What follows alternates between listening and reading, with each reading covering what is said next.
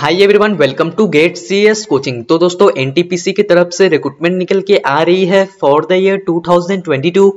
आगे बढ़ने से पहले मैं आप लोगों को बता दूं कि अगर आपने बीटेक किया हुआ है केमिकल इंजीनियरिंग में या फिर मैकेनिकल इंजीनियरिंग, कंप्यूटर साइंस या फिर इंफॉर्मेशन टेक्नोलॉजी में अगर आपने बीटेक किया हुआ है तब आप यहाँ पर अप्लाई कर सकते हो। विदाउट गेट स्कोर के बेसिस पे यहाँ पर आपको रिक्रूट किया जाएगा। तो यहाँ पर इन्होंने यहाँ पर जो रिक्रूटमेंट निकाला है वो एग्जीक्यूटिव्स के पोस्ट के लिए इन्होंने यहाँ पर रिक्रूटमेंट निकाला है, लेकिन अलग अलग डिपार्टमेंट में।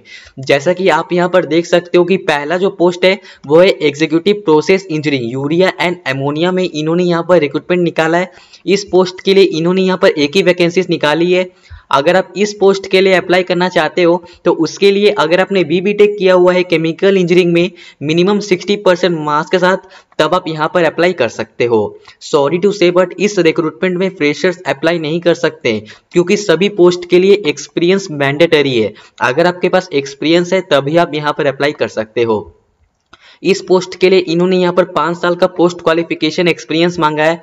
ये सब डिपार्टमेंट पे आपके पास एक्सपीरियंस होना चाहिए, ठीक है। तो आप यहाँ से चेकआउट कर सकते हो। दूसरा जो पोस्ट है वो है executive process engineering chemical methanol में, ठीक है। इसके लिए इन्होंने यहाँ पर एक ही वैकेंसीज निकाली है। अगर आप इस पोस्ट के लिए अप्लाई करना चाहते हो तो उसके लिए अगर आपने बीटेक किया हुआ है केमिकल इंजीनियरिंग में मिनिमम 60% मार्क्स के साथ, तब आप यहाँ पर अप्लाई कर सकते हो। इसके लिए भी 5 साल का पोस्ट क्वालिफिकेशन एक्सपीरियंस चाहिए।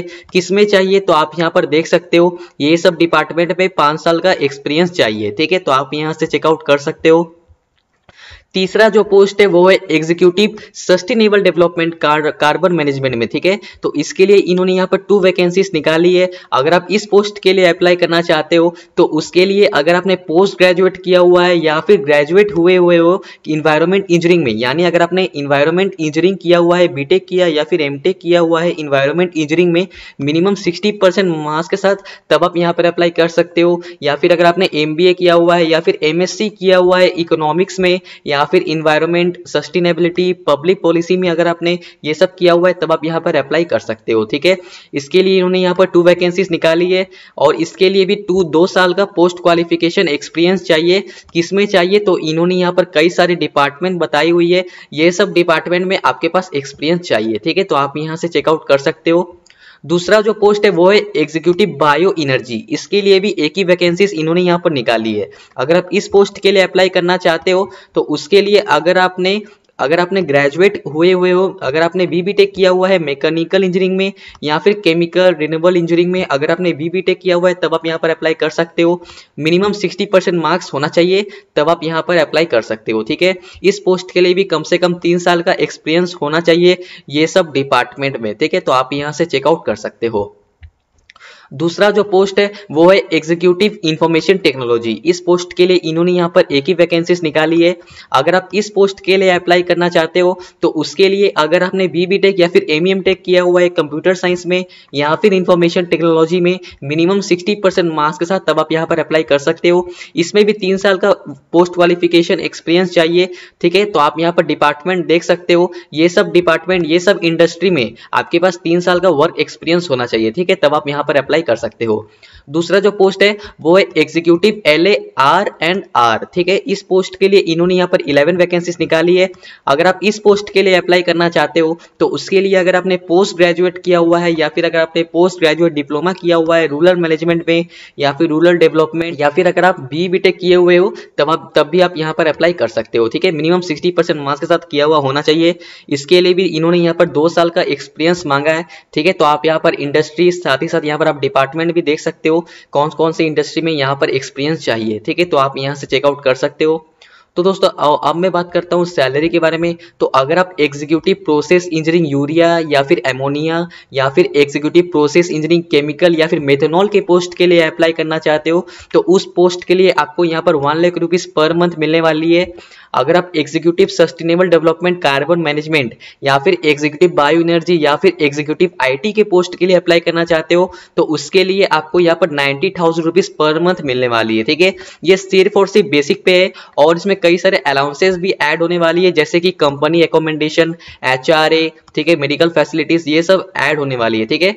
और अगर आपकी एज 35 ईयर्स तक है तब आप यहाँ पर अप्लाई कर सकते हो। ठीक है, तो आप यहाँ से चेकआउट कर सकते हो। मैं इस पीडीएफ का लिंक आपको डिस्क्रिप्शन बॉक्स में प्रोवाइड कर दूंगा, तो आप वहां पर जाकर ईच एंड एवरी पॉइंट अच्छे से पढ़ सकते हो। ठीक है, तो दोस्तों आप यहाँ पर देख सकते हो कि वैकेंसीज भी यहाँ पर इन्होंने कैटेगरी वाइज ही बांटी हुई है। ठीक है, यहाँ पर वैकेंसीज भी कैटेगरी वाइज यहाँ पर इन्होंने बांटी हुई है, तो आप यहाँ से इसकी वैकेंसीज भी चेकआउट कर सकते हो।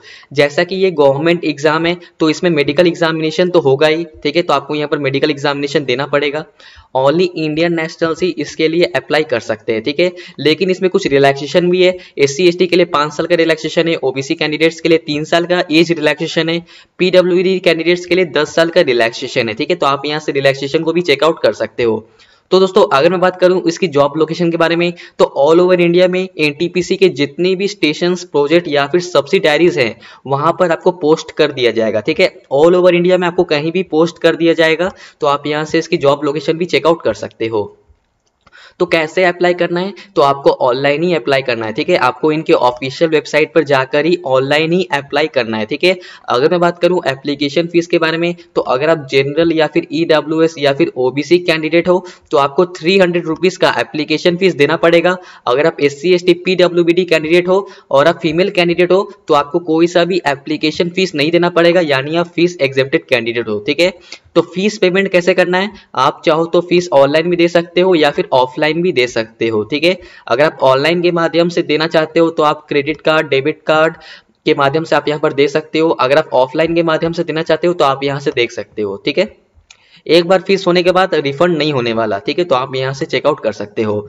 तो दोस्तों अब मैं बात करता हूँ इंपॉर्टेंट डेट्स के बारे में। तो जो इसका जो ऑनलाइन एप्लीकेशन सबमिशन है वो ऑलरेडी 4 नवंबर 2022 से शुरू हो चुका है, और जो इसका लास्ट डेट रहने वाला है ऑनलाइन एप्लीकेशन सबमिशन का वो 18 नवंबर 2022 रहने वाला है, यानी समय बहुत ही कम है। तो जितना जल्दी हो सके आप इसके लिए अप्लाई कर दीजिए। बहुत ही बढ़िया सैलरी है, बहुत ही अच्छा अपॉर्चुनिटी आपके लिए यहाँ पर रहने वाला है। ठीक है, तो दोस्तों आज हमारी वीडियो यहीं तक थी। अगर हमारे वीडियो आपको अच्छा लगता है तो प्लीज हमारे इस वीडियो को एक लाइक कर दीजिएगा।